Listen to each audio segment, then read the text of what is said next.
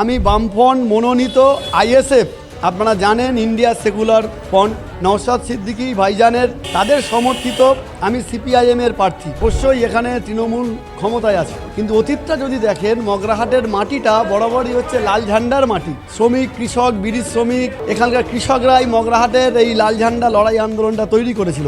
গত 15 বছর ধরে তৃণমূল এখানে যে দুর্নীতি করেছে, তৃণমূল এখানে যে জোরপূর্বক বল প্রয়োগ করে যে রাজনীতি করেছে, তৃণমূল এখানে যদিও কেউ সাহস করে বুথে যায় তাতে হাতে কালি লাগিয়ে পাঠিয়ে দেওয়া হয়, বা যদি ভেতরে ঢোকে তাকে দেখিয়ে ভোট দিতে হয়। ফলে স্বাভাবিকভাবে মগরাহাটের একটা বড় অংশে এই গণতন্ত্র ভুলণ্ঠিত হয়েছে।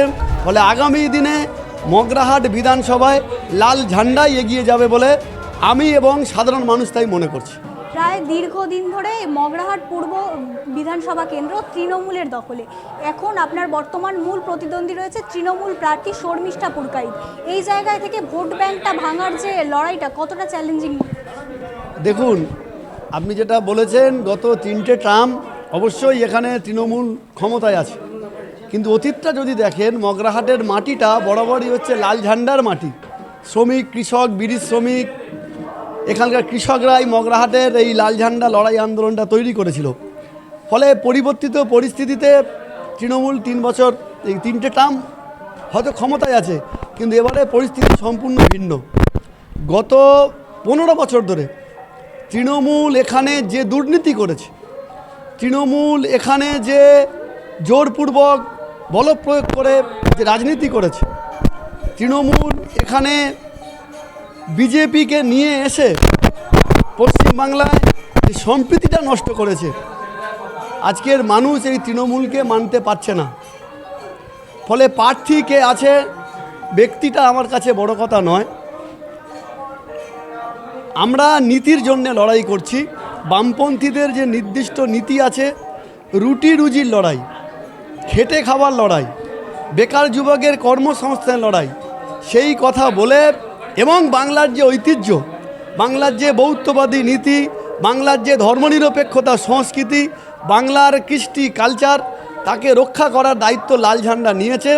ফলে আগামী দিনে মগরাহাট বিধানসভায় লাল ঝান্ডাই এগিয়ে যাবে বলে আমি এবং সাধারণ মানুষ তাই মনে করছি। বরাবরই মগরাহাট পশ্চিম বিধানসভা থেকে একটা অভিযোগ ওঠেছে তৃণমূল বরাবরই একটা ভোট কাটার লড়াই তৃণমূলের মধ্যে চলে, বা একটা জোরপূর্বক ভোট কেড়ে নেওয়ার এরকম একটা অভিযোগ বরাবরই থাকে। এই বিষয়টা নিয়ে কি?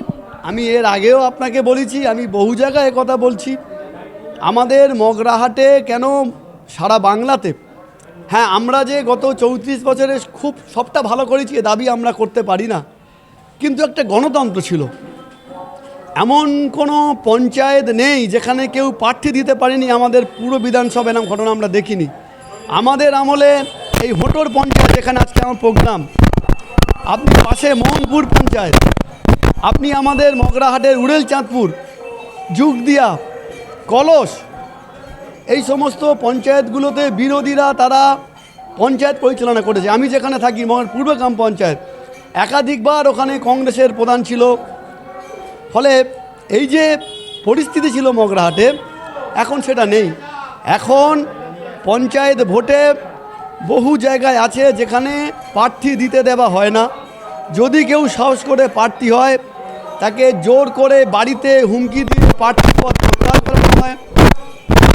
বিধানসভা নির্বাচনের আগে বাড়ি বাড়ি গিয়ে তার আগের দিন 2 দিন আগে বলে আসা হয় যে তুমি সিপিএম করো, তুমি ভোট দিতে পারবে না, তোমার বুথে যাওয়া চলবে না। যদিও কেউ সাহস করে বুথে যায় তাতে হাতে কালি লাগিয়ে পাঠিয়ে দেওয়া হয়, বা যদি ভেতরে ঢোকে তাকে দেখিয়ে ভোট দিতে হয়। ফলে স্বাভাবিকভাবে মগরাহাটের একটা বড় অংশে এই গণতন্ত্র ভুলণ্ঠিত হয়েছে। আমরা আশা করছি মানুষ সাহস করে, এবং নির্বাচন কমিশনের কাছে আপনার মাধ্যমে এই বার্তা দিতে চাই, আপনারা উদ্যোগ নিন, মানুষ যাকে খুশি ভোট দিক, তাতে আপত্তি নেই, কিন্তু গণতন্ত্রটা রক্ষা হোক, মানুষ তার ভোট দিতে পারুক, এইটাই আমরা আশা করব। নির্বাচন কমিশন এবং সাধারণ মানুষ তারা এগিয়ে এসে আগামী দিনে নির্বাচনে তাদের ভোট দেবে, তাদের মত প্রকাশের স্বাধীনতা পাবে। আপনি মগরাহাট পূর্ব বিধানসভা কেন্দ্রের বামফ্রন্ট মনোনীত প্রার্থী, আপনি যে প্রচার কার্য শুরু করেছেন সেখানে কি কোনোভাবে আপনার উপর বাধা সৃষ্টি বা কোনো রকম চাপ সৃষ্টি করা হচ্ছে? দেখুন, আমি বামফ্রন্ট মনোনীত আইএসএফ, আপনারা জানেন India secular front, Naushad Siddiqui ভাইজানের তাদের সমর্থিত আমি সিপিআইএমের প্রার্থী। আমার নাম ঘোষণা হওয়ার পর থেকে আমি সাধারণ মানুষের মধ্যে প্রচার করছি। সেই অর্থে এখনও একটা জায়গাতে আমার কর্মীরা দেয়াল লিখতে গিয়েছিল, আমার নিজের গ্রাম অর্জুনপুর, সেখানে দেয়াল লিখতে গিয়ে সেখানে তৃণমূলের কিছু লোকজন দেয়াল লেখায় বাধা দেয়, আমাদের লোকজনদেরকে মারধর করে আক্রমণ করে তারা পাড়া থেকে তাড়িয়ে দিয়েছিল। বাকি সেই অর্থে এখনও পর্যন্ত কোনো জায়গায় আমরা বাধাপ্রাপ্ত হইনি এবং আমি প্রশাসনকে জানাই, নির্বাচন কমিশন যথাযথ উদ্যোগ নেয়, আমার সঙ্গে যোগাযোগ করে এবং তারা কথা দিয়েছে ভবিষ্যতে ওই গ্রামে প্রোগ্রাম করতে গেলে প্রশাসন আমাদেরকে সহযোগিতা করবে। মগরাহাট পূর্ব বিধানসভায় যে নমিতা সাহা বিধায়িকা রয়েছেন দীর্ঘদিন ধরে, সেখানে কি আপনি লক্ষ্য করছেন যে স্বাস্থ্য শিক্ষা কর্মসংস্থান নিয়ে কোনো ত্রুটি রয়েছে, বা আপনি ক্ষমতায় এলে স্বাস্থ্য শিক্ষা কর্মসংস্থান নিয়ে সাধারণ মানুষকে কতটা ভরসা দিতে পারেন? দেখুন, আমাদের মগরাহাটে বিভিন্ন জায়গায় প্রচারে গিয়ে যেটা আমি বুঝছি, পানীয় জলের একটা তীব্র সংকট আছে সর্বত্র। বহু জায়গা দেখছি মানুষ 8-10 জন পরিবার ঐক্যবদ্ধ হয়ে তারা ওই শ্যালো বসিয়ে তারা বাড়িতে নিজেদের মধ্যে জল নিচ্ছে। ফলে পানীয় জল যাতে সর্বত্র পৌঁছে দেওয়া যায় সে দায়িত্ব আমরা নেব। এবং আমাদের মগরাহাটের মূল যে মগরাহাটে যে গ্রামীণ যে আমাদের হাসপাতাল আছে, সেই মগরাহাট হাসপাতালের পরিকাঠামো নেই। অসুস্থ হয়ে কেউ আঘাত পেয়ে গেলে এক্সরে করার জায়গা নেই, বুকে একটু ব্যথা হলে ইসিজি করার জায়গা নেই, একটু বাড়াবাড়ি হলে তাকে ডায়মন্ড হারবারে রেফার করতে হয়।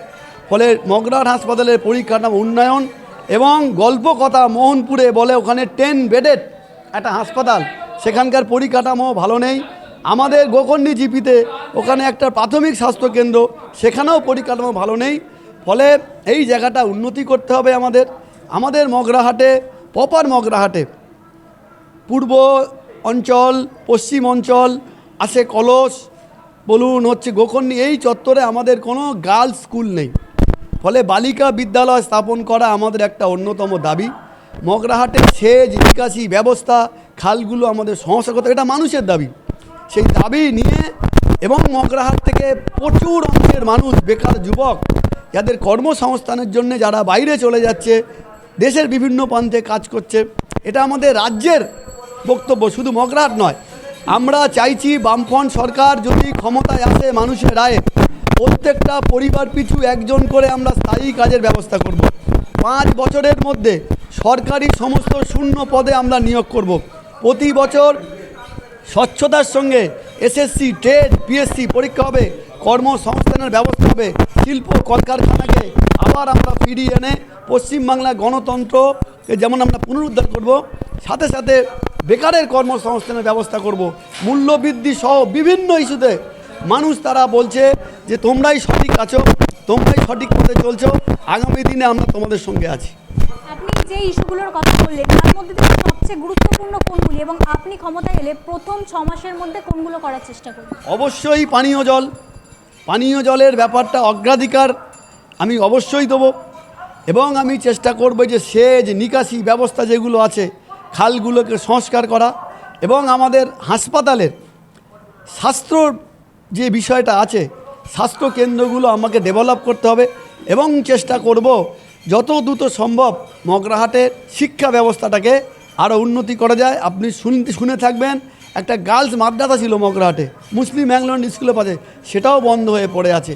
ফলে শিক্ষা, স্বাস্থ্য এবং মগরাহাটের পরিকাঠামোর বিষয়ে এবং ক্রীড়া ক্ষেত্রেও একটা ভালো আধুনিকভাবে যাতে আমরা খেলাধুলা করার পরিকাঠামো তৈরি করতে পারি, সে ব্যাপারেও আমরা উদ্যোগ নেব। আচ্ছা, আপনার কাছে একটা শেষ প্রশ্ন দাদা, এই যে বাম মতাদর্শ, এটা তরুণ প্রজন্মের মধ্যে কতটা লক্ষ্য করছেন? বিরোধীরা বরাবরই অভিযোগ করছেন যে বাম মতাদর্শ একেবারে তরুণ প্রজন্ম বোঝে না, তারা একেবারে যে তাদের বাবা বা দাদু বাম সমর্থন করে তাই তারা বাম সমর্থন করছে, এটাকে কিভাবে? দেখুন, আমি অনেক মানুষকে চিনি যাদের পরিবার কখনো ঐতিহ্যগতভাবে বামেদের সঙ্গে ছিল না, সেই পরিবারেরও অনেক তরুণ প্রজন্ম আজকে তারা সামনের সারিতে এসে নেতৃত্ব করছে। এবং আপনি যে কথা বলছেন যে তরুণ প্রজন্ম বামেদের সঙ্গে নেই, এটা গল্প কথা, বাস্তবে মিলিয়ে নেবেন। আমাদের বামপন্থীদের সঙ্গে, বিশেষ করে সিপিআইএমের সঙ্গে যে তরুণ প্রজন্ম আছে, রাজ্যের কোনো রাজনৈতিক দলের কাছে এরকম নেই। মীনাক্ষী মুখার্জি আছে, শতরূপ ঘোষ আছে, সৃজন আছে, দীপশিতা আছে, অসংখ্য। এই যে দেখেছেন বালিগঞ্জে এই যে আফরিন দাঁড়িয়েছে, আফরিন বেগম শিল্পী, এরম অসংখ্য আমাদের ছাত্র যুব কমরেড আছে যারা জান কবুল লড়াই করছে। তাদের মতো অনেক তরুণ রাজ্যের বিভিন্ন প্রান্তে আমাদের সঙ্গে ছড়িয়ে ছিটিয়ে আছে। ফলে তরুণ প্রজন্ম দিনের পর দিন তাদের বামপন্থীদের উপর আস্থা বাড়ছে।